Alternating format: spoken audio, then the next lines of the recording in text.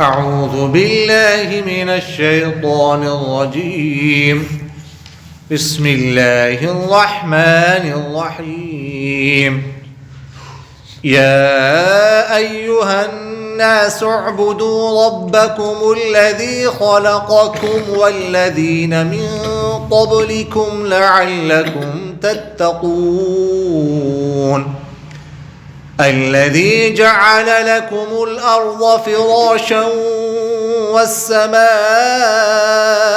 بناء وأنزل من السماء ماء فأخرج به من الثمرات رزقا لكم فلا تجعلوا لله أندادا وأنتم تعلمون.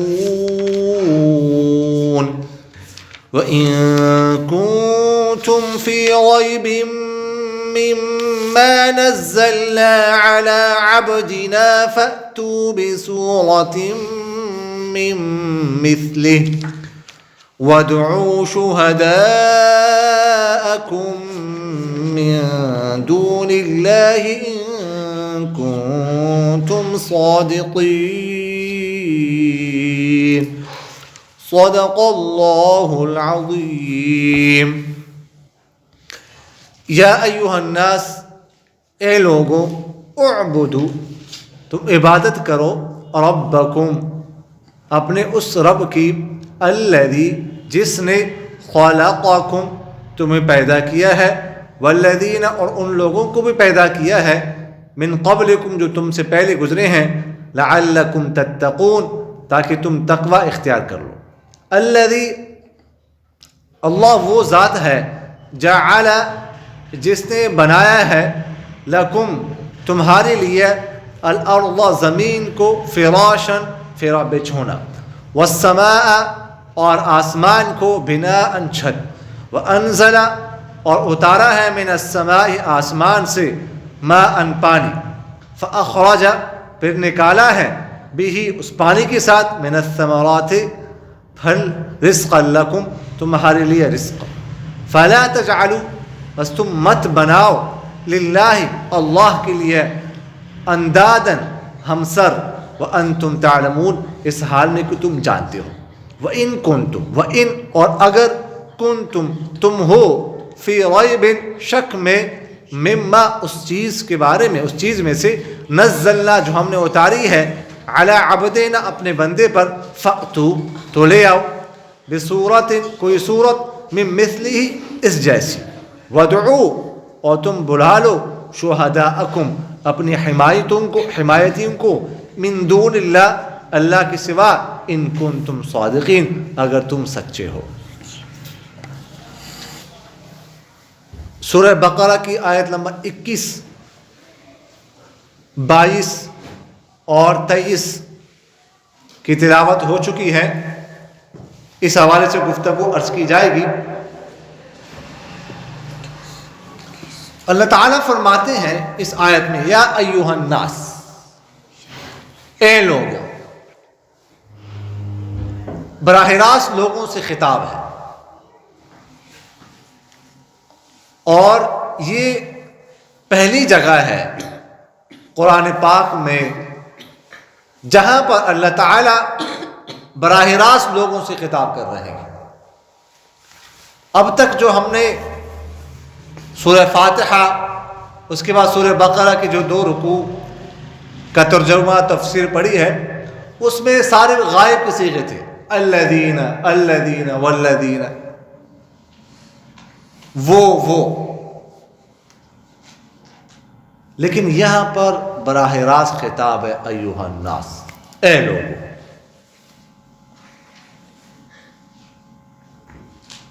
جو وہ ہوتا ہے جس کو ہم تھرڈ پرسن کہتے ہیں، وہ ہم تب کہتے ہیں جب بندہ ہم سے دور ہو. یہاں پر اللہ تعالیٰ یا ایھا الناس براہ راست لوگوں سے خطاب، براہ راست خطاب تب کرتے ہیں جب بندہ سامنے ہو. ہم سب اللہ کے سامنے ہیں. اور دوسری بات یہ ہے کہ یہ آپ ذہن میں رکھیں کہ مکی جو مکی صورتیں ہیں جو مکہ مکرمہ میں نازل ہوئی ہے، اس میں عموماً جب اللہ تعالیٰ خطاب کرتے ہیں نا تو یا ایھا الناس کا لفظ استعمال کرتے ہیں، اے لوگ. اور جو مدنی صورتیں ہیں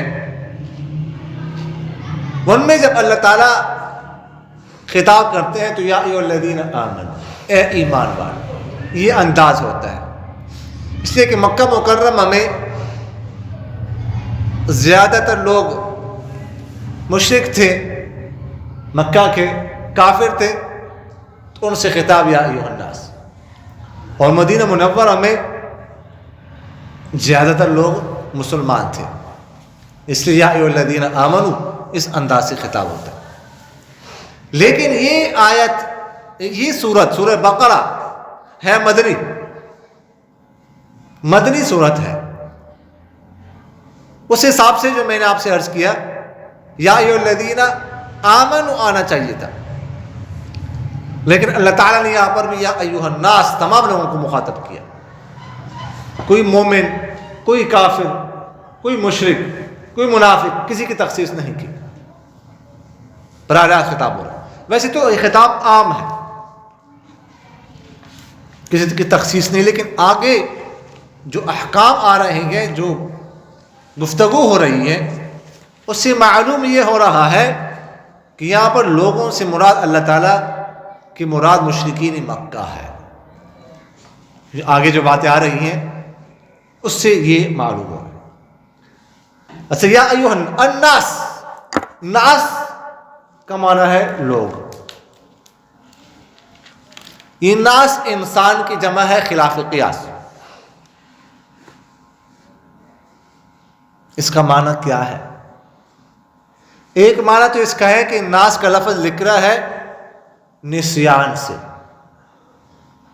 نسیان کے معنی ہے بھول جانا، بھولنا. تو انسان کو بھی انسان اس لیے کہتے ہیں کہ یہ بھی بہت جلدی بھول جاتا ہے. اور ایک مشہور کہاوت ہے اول الناس اول ناس، لوگوں میں سے سب سے پہلا شخص سب سے پہلے بھولنے والا. کیا مراد؟ انہیں انسانوں میں سے سب سے پہلے شخص کون ہے؟ آدم علیہ السلام. اور سب سے پہلے بھولنے والے بھی وہی ہیں. اللہ تعالیٰ نے منع فرمایا تھا لا تقربا هذه الشجرة فتكونا من الظالمين، اس درخت کے قریب بھی مت جا. فأزلهما الشيطان فأخرجهما مما كانا فيه، شیطان نے ورغلا، بھول گئے. تو خیر مشہور کہا. تو خیر انسان کو انسان اس لیے کہتے ہیں کہ یہ بھول جاتا ہے. ایک روایت اور ایک معنی تو اس کا یہ ہے. دوسرا قول اس کے بارے میں یہ ہے کہ یہ آنس یونس و ایناس، باب فعال سے ایناس کا معنی، اس کو مانوس کر دینا. ظاہر ہے کہ وہاں پر ہوتا ہے جب کوئی شخص جو ہے نا آپ کو نظر آ رہا ہوتا ہے. انسان کو انسان اس لیے کہتے ہیں کہ یہ نظر آتا ہے. جنات جنہ سے نکلا ہے، اس کا مطلب ہوتا ہے چھپانا. جنہ عربی میں کہتے ہیں ڈھال کو. تو ڈھال کے ذریعے سے بھی انسان اپنے آپ کو چھپا رہا ہوتا ہے، اپنے آپ کو بچاتا ہے وار وغیرہ سے. جنات کو بھی اس لیے جنات کہتے ہیں کہ وہ چھپے ہوئے ہیں، ہمیں نظر نہیں آتے. جنت کو بھی اس لیے جنت کہتے ہیں کہ وہ چھپی ہوئی ہے، ہمیں نظر نہیں آتی. تو ایک قول اس کے بارے میں یہ ہے. تیسرا قول ناس کے بارے میں، انسان کے بارے میں، انس سے نکلا ہے لفظ. انس کہتے ہیں کہ کسی کے ساتھ جو ہے نا وہ کسی سے مانوس، کسی سے شناسائی ہو، وحشت نہ ہو، جو وحشت کی ضد ہے، وحش اس کی ضد ہے، انس، آپس میں پیار محبت، ایک دوسرے کا انس ہو. تو انسان کو بھی انسان اس لیے کہتے ہیں کہ آپس میں ایک دوسرے سے محبت رکھیں، پیار کریں، ایک دوسرے پر مہربان ہو، ہمدردی ہو، رحم ہو دل میں. یہ انسان ہوتا ہے، اس لیے ان کو انسان کہتے ہیں. اگر انسان کے دل سے یہ رحمت، رحم، یہ مہربانی، یہ ہمدردی، اس کا مادہ نکال لیا جائے تو پھر وہ انسان نہیں رہتا، وہ جانور بن جاتا ہے. قرآن پاک میں اللہ تعالیٰ فرماتے ہیں نا، اولئک کالانعام بل ہم اضل، وہ جانوروں کی طرح ہے یا اس سے بھی بدتر. اگر انسانی صفات انسان سے نکل جائے تو حیوان بن جاتا ہے، وہ جانور بن جاتا ہے، وہ انسان نہیں رہتا، انسان نہیں رہتا. تو اس لیے انسان کو چاہیے کہ وہ انسانی جو صفات ہیں، جس وجہ سے وہ انسان کہلاتا ہے، اس کو اپنے اندر باقی رکھے، اس کو اپنے ہاتھ سے نہ جانے دے. انسان کا آپس میں تعلق پیار محبت کا ہونا چاہیے. اس لیے آگے اللہ تعالیٰ کیا فرماتے ہیں، اعبدوا ربکم، تم عبادت کرو اپنے رب کی، عبادت کرو، بندگی کرو، بندگی کرو. اعبدوا، تم بندہ بن جاؤ، غلام بن جاؤ. کس کا؟ اپنے رب کا. یہاں پر بھی عبادت کا لفظ آیا ہے، یا یہ دوسری جگہ دوسری دفعہ یہ عبادت کا لفظ آیا ہے. ایک سورہ فاتحہ میں آیا ہے، ایاک نعبد و ایاک نستعین. وہاں پر انسان کہتا ہے، ہم کہتے ہیں ہم آپ کی عبادت کرتے ہیں. یہاں پر دوسری دفعہ یہ لفظ آ رہا ہے، اللہ تعالیٰ کہتے ہیں تم عبادت کرو اپنے رب کی. رب کا لفظ بھی دوسری دفعہ ہے، پہلے سورہ فاتحہ میں آ چکے ہیں رب العالمین. یہاں پر بھی عبادت کرو. عبادت کے بعد جو لفظ، اللہ تعالیٰ کے بہت سارے نام ہیں، لیکن یہاں پر رب کا لفظ لائے، پالنہار، پالنے والا. یہ بڑا پاورفل جو ہے نا وہ لفظ ہے، رب. ہمارا رب ہے، ہمارا تعلق کیا ہے؟ ہم اس کے بندے ہیں، وہ ہمارا رب ہے. تو ہم اس کے بندے ہیں، وہ ہمارا رب ہے. وہ جیسے ہمیں حکم کرے گا ہم اس کی پابندی کریں گے، اس کو بجا لائیں گے. غلام جو ایک ہوتا ہے، ایک نوکر ہوتا ہے کسی آقا کا، اس کی کیا مجال کہ وہ آقا کی نافرمانی کرے، آقا کو نخرے دکھائے، آقا کی بات نہ مانے. کوئی کر سکتا ہے ایسا؟ نہیں، وہ فارغ ہو جاتا ہے.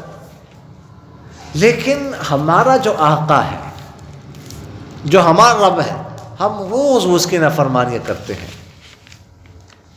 روز اس کو ناراض کرتے ہیں، روز اس کی بات نہیں مانتے.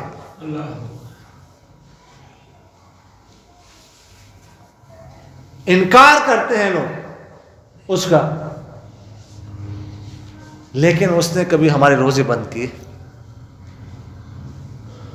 ہمیں کھلا رہا ہے، پلا رہا ہے. اللہ کا انکار کرنے والے لوگ موجود ہیں،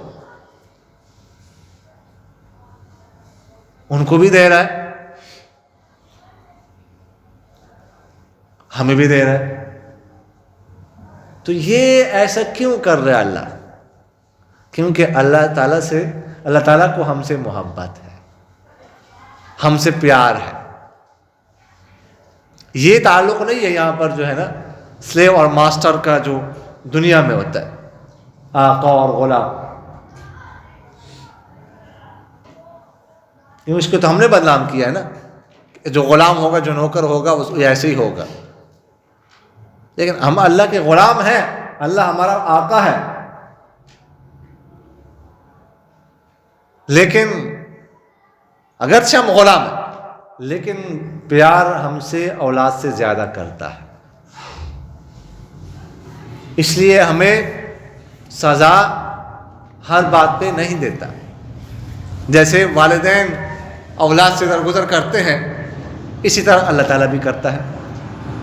تو رب کا لفظ استعمال کیا.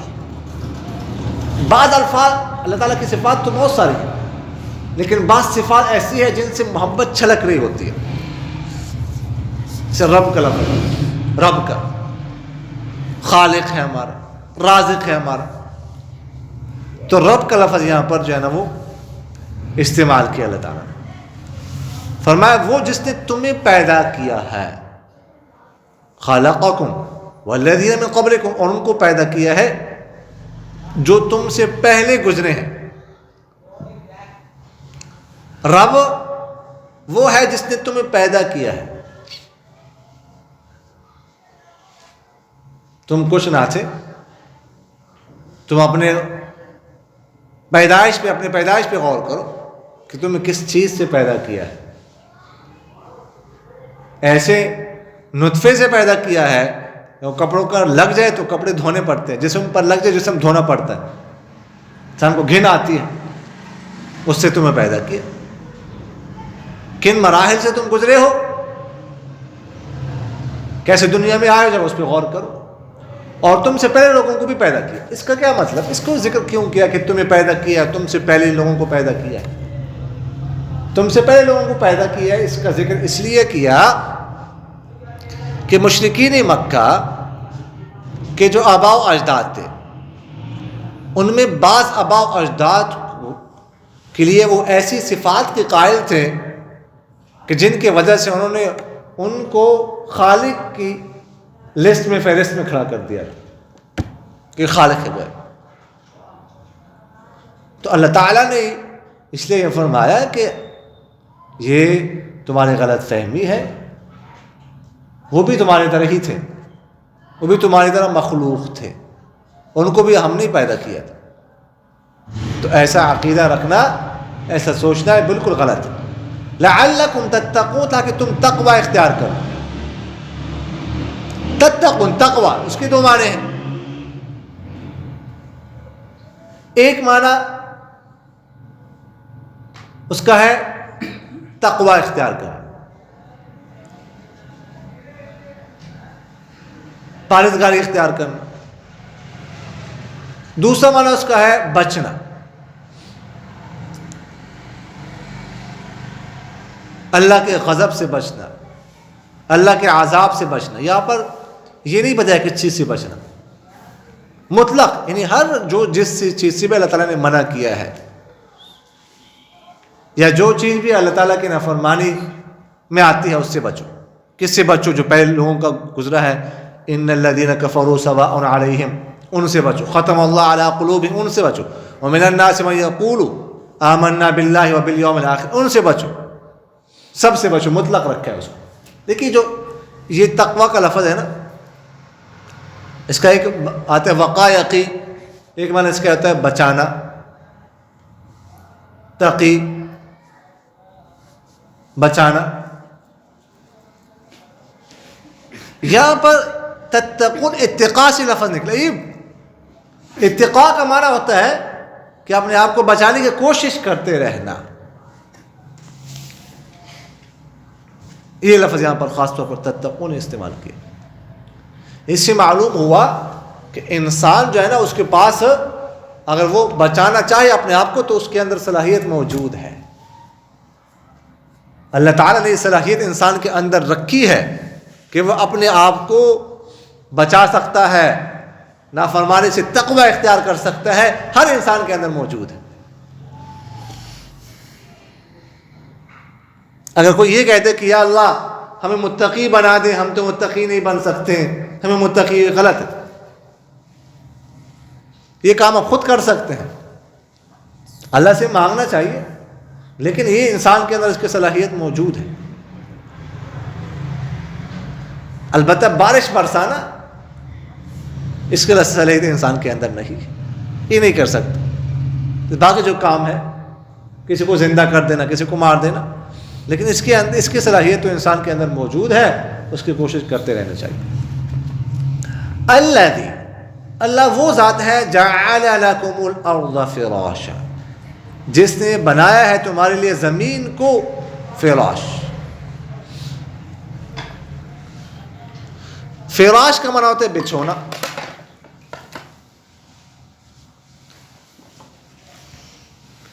فرش سے نکلا، اس کا معنی ہوتا ہے کسی چیز کو بچھونا، بچھانا کسی چیز کو بچھونے کے لیے فراش آتا ہے، بچھانے کے لیے بھی آتا ہے، دونوں کے لیے لفظ استعمال ہوتا ہے۔ اب یہاں پر اللہ تعالیٰ فرماتے ہیں کہ زمین کو تمہارے لیے فرش بنا دیا ہے، چھونا بنا دیا ہے۔ زمین پہ اللہ تعالیٰ غور کر لے، انسان غور کر لے، اللہ تعالیٰ کی قدرت یہاں سے چھلکتی ہے۔ زمین کو اللہ تعالیٰ نے کیسے بنایا ہے؟ ایک تو ہماری ساری خوراک زمین سے نکلتی ہے، اگر کچھ نہیں بھی نکلتی نا، اس کا تعلق کوئی زمین کے ساتھ ہی ہے۔ برائلر ہے، بکرا ہے، گائے ہے، اس کا گوشت ہم کھاتے ہیں، لیکن اس کی خوراک کہاں سے نکلتی ہے؟ وہ گوشت ہمیں پہنچتا ہے، لیکن اس کی خوراک کہاں سے نکلتی ہے؟ اس خوراک زمین سے نکلتی ہے۔ زمین کو اللہ تعالیٰ نے ایسا عجیب بنایا ہے، انسان اس میں غور کرے کہ نہ تو پاؤں نرم ہے کہ پاؤں نہ رکھ سکے، اندر جائے، اور نہ بہت زیادہ سخت کہ کبھی جو ہے کنواں کھدواتے ہیں، اس طرح بیج ڈالتے ہیں اور کام لیتے ہیں زمین سے، تو بالکل ہم آسانی سے اس سے جو فائدہ حاصل کرنا چاہے وہ کر سکتے۔ نہ ایسا ہے کہ اس پہ پاؤں رکھو، کوئی اسپرنگ ہو اس پہ کہ آپ کو اڑا دے اوپر، ایسا نہیں۔ تو اللہ تعالیٰ نے بالکل ہمارے فائدے کے لیے جیسے ہم چاہتے ہیں زمین سے فائدہ اٹھا سکتے ہیں، زمین کو اسی طرح بنایا ہے۔ اور یہاں پر فراش کا لفظ فرش، جیسے میں نے آپ سے کہا نا، فرش بچھونے کے لیے استعمال ہوتا ہے، یعنی جہاں پر چاہو اس کو بچھا سکتے ہو۔ یہ بچھونا زمین کا، خاص کر اس زمانے کے لوگ، اس وقت تو اس طرح نہیں، وہ سفر کر رہے ہیں جی، بس تھوڑا سا کوئی ہلکا پھلکا بستر اپنے ساتھ لیا ہے گھوڑے وغیرہ پر، جدھر نیند آ گئی تو بچھا دیا، بس سو گئے۔ یہ تو نہیں کہ وہاں سے بڑے بڑے بیڈ ہو، میٹرس ہو وغیرہ ذالک۔ والسماء بنا، آسمان کو بنایا ہے، بنا چھت۔ میں نے پہلے آپ کے لیے آپ سے عرض کیا کہ سما کا جو لفظ ہے نا، یہ جو ہمیں جو ہے نا وہ نیلی سے چھت نظر آتی ہے، اس کو بھی آسمان کہتے ہیں، سما کہتے ہیں۔ بادلوں کو بھی سما کہتے ہیں، اور اوپر جو فضا ہے اوپر، سب پر سما کا لفظ صادق آتا ہے، سب کو سما بولتے ہیں عربی میں۔ تو فرمایا اللہ تعالیٰ نے کہ آسمان کو تمہارے لیے چھت بنا دیا، شامیانہ بنا دیا، گویا کہ زمین کو فرش بنا دیا ہے، آسمان کو چھت بنا دیا ہے، تو یہ ساری دنیا تمہارے لیے ایک کمرے کی طرح ہے، ایک گھر کی طرح ہے۔ تم دنیا میں جہاں بھی جاؤ تو اس کو اپنا گھر سمجھو، وہ گھر ہے تمہارے لیے۔ ایسے ہی ہونا چاہیے کہ جدھر جانا بس سو جائے، آرام کر لے، سوائے جانوروں کے اور کسی انسان کا خوف نہیں ہونا چاہیے۔ یہ اللہ تعالیٰ بتانا چاہتے ہیں کہ یہ تو ساری دنیا تمہارے لیے گھر ہے تمہارا، جدھر ٹھکانہ بنانا چاہو، اللہ کی زمین ارض اللہ واسعہ، ادھر بنا سکتے ہیں اور ادھر رہنا شروع کر دو۔ تو کتنا نہیں کہ یعنی پیارے جملے اللہ تعالیٰ نے جو ہے یہاں پر استعمال کیے. وَأَنزَلَ مِنَ السَّمَاءِ مَاءً. دیکھیے گا انسان کو دو چیزوں کی ضرورت ہوتی ہے. ایک تو سونے کی ضرورت ہوتی ہے، آرام کی ضرورت ہوتی ہے. اس کے بغیر انسان جو ہے نا وہ نہیں رہ سکتا. آرام کرنا انسان کے لیے بے حد ضروری ہے. نیند انسان کے لیے بہت ضروری ہے. دوسری چیز فوڈ کی ضرورت ہوتی ہے، کھانے کی ضرورت ہوتی ہے انسان کو. تو اسی آیت میں پہلی چیز کا ذکر کیا، میں نے آپ سے عرض کیا اللہ تعالیٰ جو ہے نا وہ زمین کو فرش اور آسمان کو چھت. اگلے جملے میں اللہ تعالیٰ فرماتے ہیں کہ آسمان سے تمہارے لیے پانی اتارا ہے اور پھر اس کے ذریعے سے پھل نکالے تمہارے لیے رزق. پانی کا خاص طور پر ذکر کیا اللہ تعالیٰ. پانی اللہ تعالیٰ کی بہت بڑی نعمت ہے اور یہاں پر خاص طور پر ذکر کیا. پانی کے بغیر ہمارا گزارا ہی نہیں ہے. انسان کا گزارا پانی کے بغیر ناممکن ہے. اور زمین بھی تب اگاتی ہے جب اوپر سے اس کو پانی ملے. اور یہ دیکھیے گا پانی ہر لمحے ہمیں اس کی ضرورت پڑتی ہے. مفت مل رہا ہے ہمیں، کوئی پیسہ نہیں خرچ کرنا پڑتا.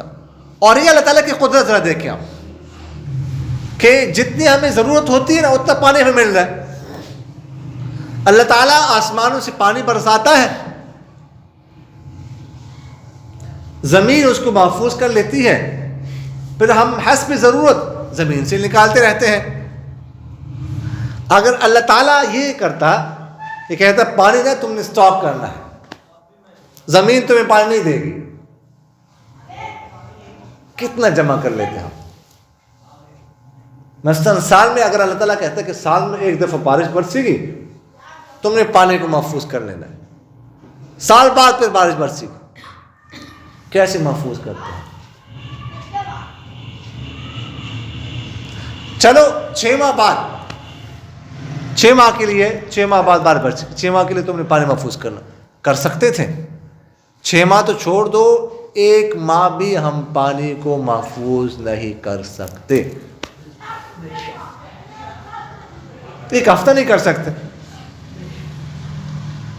تو جتنی ہمیں ضرورت ہے، جتنا پانی چاہیے ہم نکالتے رہتے ہیں. زمین سے صاف پانی نکلتا ہے. زمین دیکھو، زمین کے اندر پانی جا رہا ہے، کیا کچھ زمین کے نیچے نہیں ہے. ہمارے جو واش روم کی گندگی ہے وہ بھی زمین میں جا رہی ہے، لیکن وہاں پہ صاف پانی نکلتا ہے. مٹی سے پانی نکل رہا ہے، صاف ستھرا پانی نکل رہا ہے. ادھر سے نکل رہا ہے جی، ادھر سے جو ہے نا وہ گلیشیئر میں آتا ہے، ادھر جو ہے نا وہ اس کو برف کی شکل میں اللہ تعالیٰ بنا دیتا ہے. تو پانی اگر پڑا رہے تو خراب ہو جاتا ہے، برف نہیں خراب ہوتی. پھر برف پگھلتی رہتی ہے، اس سے پانی نکلتا رہتا ہے، ہمیں فریش تازہ پانی ملتا رہتا ہے. یہ اللہ تعالیٰ کر رہا ہے. تو اللہ تعالیٰ فرماتے ہیں کہ پھل نکالا ہے تمہارے لیے. پھلوں کا ذکر نہیں کیا، مطلق پھل کو دیکھنے انسان جو ہے نا کہ کیسے کیسے پھل ہے، رنگ الگ، ذائقہ الگ. انسان کے لیے رزق، تمہارے لیے رزق ہے. انسان دیکھے نا کیسے کھانے اللہ تعالیٰ کھلاتا ہے، کیسے فروٹ کی پیکنگ ہوتی ہے. جانوروں کو دیکھو، بس زمین پہ چارہ ڈال دو کھا لیتے ہیں، کوئی پرواہ نہیں. لیکن انسان کو ایسا نہیں ملتا.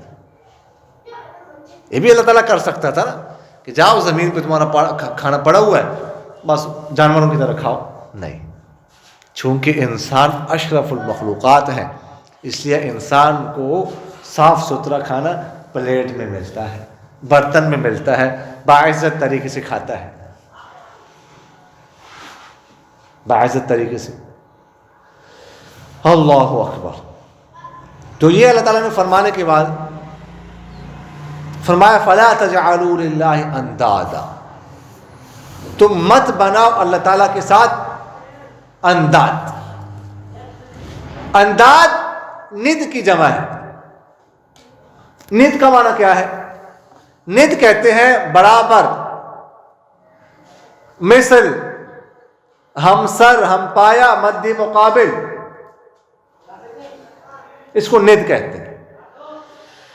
یعنی تم اللہ تعالیٰ کے مد مقابل کسی اور کو مت بناؤ۔ ایک تو یہ ند ہے کہ اللہ کے ساتھ کسی کو بنانا، کہ کسی کی اللہ تعالیٰ کے ساتھ کسی اور کی عبادت کی جائے، یہ ند ہے۔ لیکن اس کے علاوہ بھی صرف یہ نہیں کہ بس ہم اگر عبادت کسی اور کی کریں گے اللہ کے سوا تو وہ ند ہے، وگرنہ نہیں۔ ہم ہر چیز جو ہے نا، جو چیز ہمیں اللہ سے مانگنے چاہیے، اللہ پر بھروسہ کرنا چاہیے، اگر کسی اور پر ہم کرتے ہیں تو گویا کہ یہ بھی ہم کسی اور کو اللہ کا ند بنا رہے ہیں۔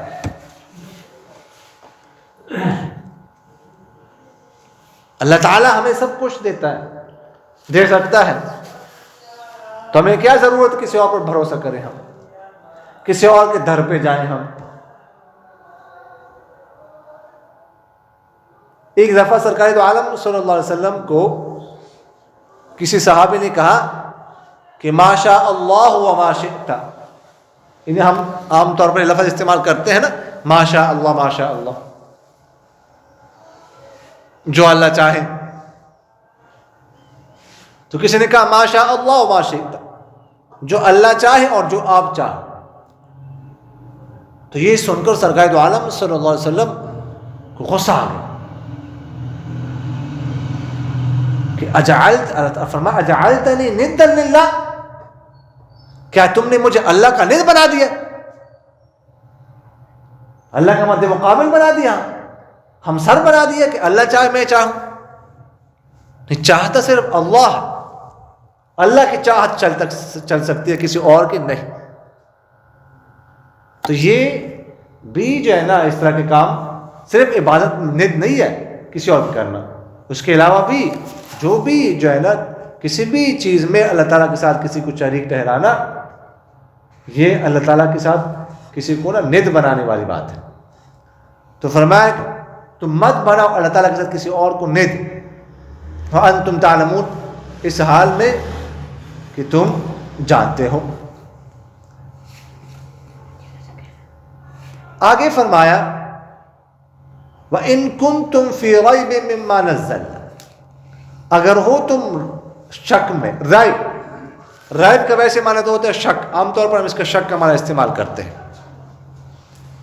لیکن ریب کہتے ہیں ایسا تردد، ایسا ہلکا پھلکا تردد کہ جب انسان کو سمجھایا جائے، اس کے سامنے حق آ جائے تو وہ شک ختم ہو جائے۔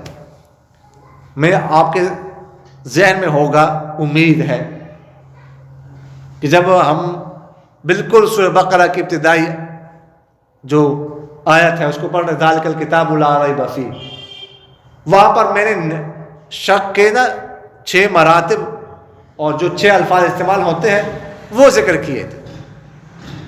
امید ہے کہ آپ حضرات اس کو بھول چکے ہوں گے، وہ ہم نے ذکر کیے تھے۔ تو خیر بہرحال، تو فرمایا کہ ریب اگر شک میں ہو،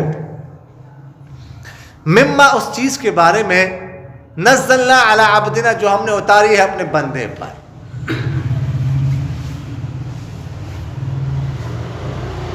سبحان اللہ، انہیں قرآن پاک کے بارے میں کہ ہم نے قرآن پاک اتارا ہے اپنے پیغمبر پر، یہ قرآن پاک اللہ تعالیٰ کی طرف سے بہت بڑا معجزہ ہے،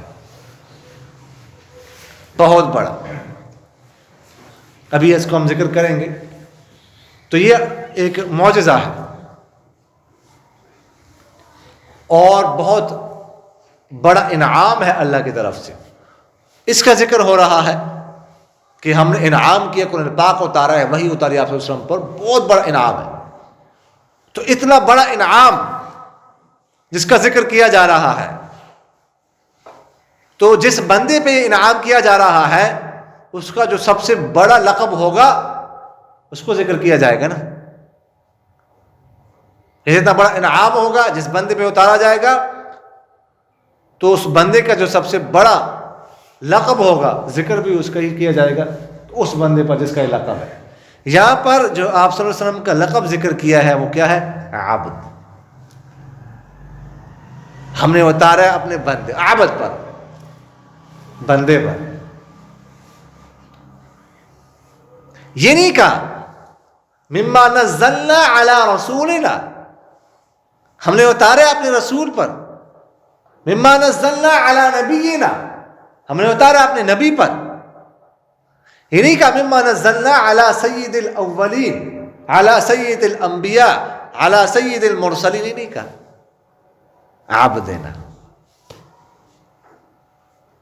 سورہ نجم میں اللہ تعالیٰ فرماتے ہیں جب آپ صلی اللہ علیہ وسلم سدرۃ المنتہا پہنچے, سب سے اوپر, پھر اس کے بعد لامکان پہنچے جہاں پر جبرائیل علیہ الصلوۃ والسلام بھی رک گئے کہ میں جا نہیں سکتا, بس یہ میری انتہا ہے, میں ایک قدم آگے بڑھاؤں گا نا تو جل جاؤں گا,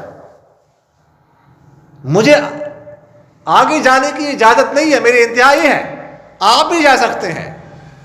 آپ صلی اللہ علیہ وسلم اوپر, اللہ اوپر, اس کے بعد آپ صلی اللہ علیہ وسلم, ساتوں آسمان آپ صلی اللہ علیہ وسلم کے نیچے, ساتوں زمین آپ صلی اللہ علیہ وسلم کے نیچے, جبرائیل نیچے, سارے انبیاء نیچے, وہاں پہنچے. تو سدرۃ المنتہا انتہائی ایک بڑا انعام ہے اور بہت بڑا جو ہے نا یہ گویا کہ اللہ تعالیٰ کی طرف سے ایک گفٹ ہے. وہاں پر جو لقب آپ صلی اللہ علیہ وسلم کو دیا جا رہا ہے وہ کیا ہے؟ وہ بھی عبد. فَأَوْحَى إِلَىٰ عَبْدِهِ مَا أَوْحَى, عبد کا لفظ. اسی طرح جب یہ معراج کا سفر سٹارٹ ہو رہا ہے, یہ بھی اللہ تعالیٰ کی طرف سے بہت بڑا گفٹ آپ صلی اللہ علیہ وسلم کو دیا گیا. تو وہاں پر بھی 15ویں پارے کے سورہ بنی اسرائیل کے بالکل شروع میں سبحان الذی اسری بعبدہ لیلا من المسجد, وہاں پر بھی کیا ہے؟ عبد کا لفظ. وہاں پر یہ نہیں کہا سبحان الذی اسری برسولہ یا بنبیہ, یہ نہیں کہا, عبد کا. تو اس سے معلوم ہوا کہ سب سے بڑا لقب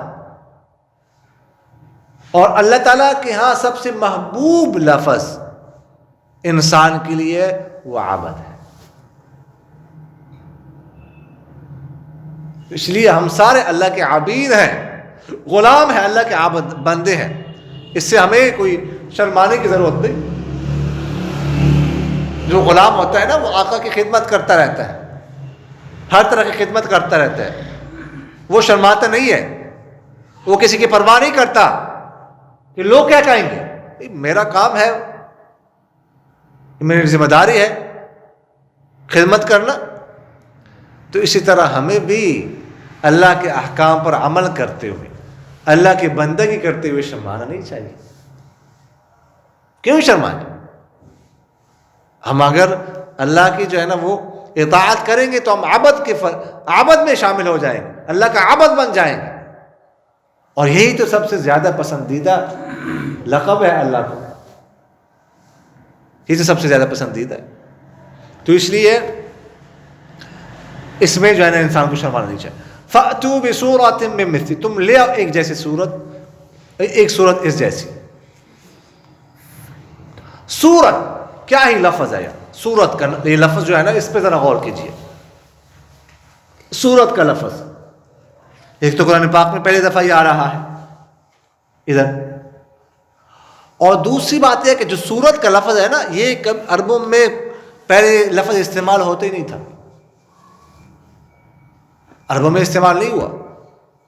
عربوں میں اور اشعار تو اور الفاظ تو استعمال ہوتے تھے, قصیدہ استعمال ہوتا تھا, باب استعمال ہوتا, اس کو چیپٹر کہتے ہیں ہم, لیکن صورت کا لفظ نہیں. ان کو بڑا فخر تھا اپنی لینگویج پر, فصاحت بلاغت پر, لیکن اللہ تعالیٰ لفظ ایسے لائے صورت. کہ ان کے ہاں اس کا استعمال ہی نہیں تھا. سورت کسے کہتے ہیں؟ سورت کا لفظ سور سے نکلا ہے. یہ کہتے ہیں فصیل شہر کو. آپ لوگوں نے کبھی لفظ سنا ہے فصیل شہر کا؟ بڑے حضرات نے سنا ہوگا. اگر کہ یہ کیا لفظ استعمال کیا؟ فصیل شہر پہلے زمانے میں شہر کے ارد گرد دیوار ہوا کرتی تھی. دیوار بناتے تھے پورے شہر کے ارد گرد. اس کو فصیل شہر کہتے تھے. اب ملتان میں گئے ہوں گے آپ حضرات. اب بھی جو ملتان کی فصیل شہر جو پرانی فصیل شہر تھی نا اس کا کچھ حصہ اب بھی ہے. وہ ہے میں نے خود دیکھا. کہتے یہ فصیل شہر کا حصہ تھا. یہ جگہ اس وقت تھی یہاں پر یہ فصیل شہر. یہ اس کے جو وہ ہے نا جو وہ مزار ہے. کون سا مزار ہے مشہور ہو؟ وہ قلعہ سید بہاؤالدین زکری رحمہ اللہ کا مزار ہے نا, اس کے قریب ہے. نیچے کچھ حصہ ہے وہاں پر دیوار اب بھی اس کا حصہ موجود ہے. تو فصیل شہر کو سور کہتے تھے. اب فصیل شہر کس لیے بناتے ہیں لوگ؟ حفاظت کے لیے, کہ اس میں کوئی اٹیک نہ کر سکے, اندر نہ داخل ہو سکے غیر بندہ. فصیل شہر بہت اونچی بنا دے. ایک تو بہت اونچی ہوتی ہے اور دوسری بات تھک ہوتی ہے, وہ کافی موٹی ہوتی ہے وہ. اور تیسری بات یہ کہ فصیل شہر بناتا کون ہے؟ بادشاہ بناتا ہے.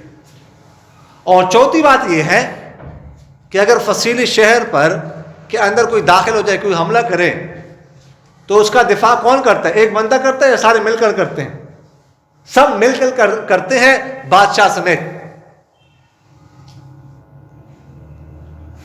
اور فصیل شہر نیچے سے بنتی ہے کافی مضبوط, اس کی بنیاد بنتی ہے نیچے سے اوپر. تو یہاں پر اللہ تعالیٰ نے سورت کا لفظ استعمال کیا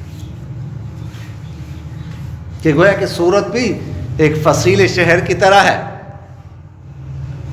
جیسے فصیل شہر کی حفاظت بادشاہ کرتا ہے تو اس کی حفاظت بھی اللہ کرتا ہے. اور جیسے فصیل شہر میں کسی کو داخلے کی اجازت نہیں ہوتی, کوئی حملہ نہیں کر سکتا, یہاں پر سورت میں بھی قرآن پاک میں بھی کوئی دخل اندازی نہیں کر سکتا, کوئی رد و بدل نہیں کر سکتا, اس کی اجازت نہیں. باقی یہ ہے کہ فصیل شہر جو ہے نا وہ بنتی ہے نیچے سے اوپر, لیکن سورت اوپر سے نیچے آئی اللہ کی طرف سے.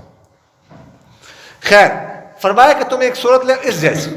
اس آیت پر لمبی گفتگو کی جا سکتی ہے, لمبی گفتگو, لیکن مختصراً عرض کرتے ہیں. بھی ظاہر ہے کہ جتنا ٹائم نہیں ہے, ٹائم بہت ہو چکا ہے. یہاں پر اللہ تعالیٰ نے اصل میں مشرکین مکہ جو ہے نا ان کے ہاں دو قسم کے لوگوں کی بڑی وقعت عزت تھی. ایک شعراء کی اور دوسرا خطیبوں کی,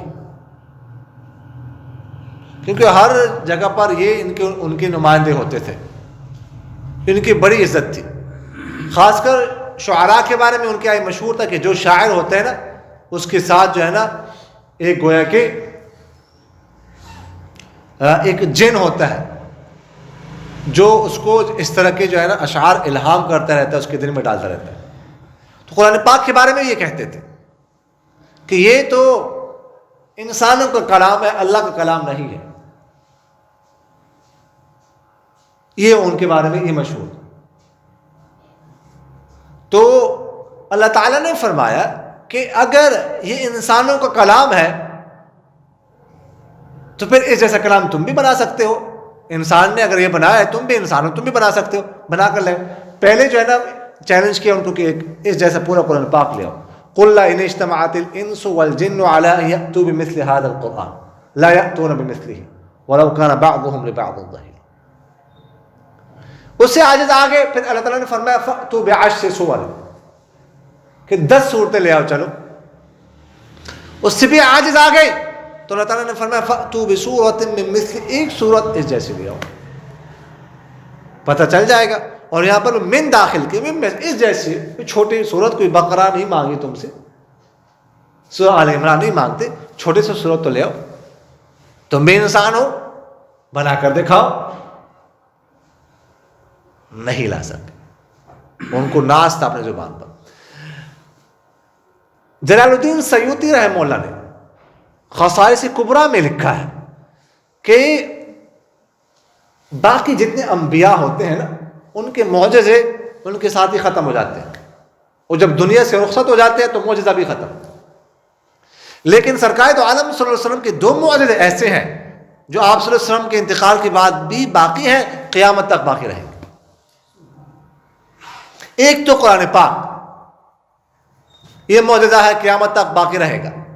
اس وقت بھی کوئی اس جیسی صورت یا اس جیسا قرآن نہیں لا سکا, اب بھی نہیں لا سکتا, قیامت تک نہیں لا سکتا. ایک معجزہ. اور دوسرا معجزہ جو ہے نا وہ یہ ہے کہ ابو سعید خدری رضی اللہ تعالیٰ عنہ نے سرکار دو عالم صلی اللہ علیہ وسلم سے ایک دفعہ سوال کیا کہ یا رسول اللہ, ہم حج جب کرتے ہیں 3 دن ہم جمرات کی رمی کرتے ہیں, شیطانوں کو کنکریاں مارتے ہیں, ہر بندہ 7 کنکریاں مارتا ہے 3 دن, اور بعض تو ناواقف قسم کے لوگ بڑے بڑے پتھر بھی مارتے ہیں, بعض تو زیادہ بھی مارتے ہیں, غصے میں آ جاتے ہیں, جوتیاں مارتے ہیں. تو یہ کنکریاں کہاں جاتی ہے؟ کوئی اس وقت بھی انتظام نہیں تھا, اب بھی میرے خیال میں کوئی انتظام نہیں ہے اس کو اٹھانے کا کوئی خاص. اگر انتظام ہو بھی تو روزانہ کا انتظام نہیں ہے, اور آج کل تو لاکھوں کے حساب سے لوگ کنکریاں مارتے ہیں.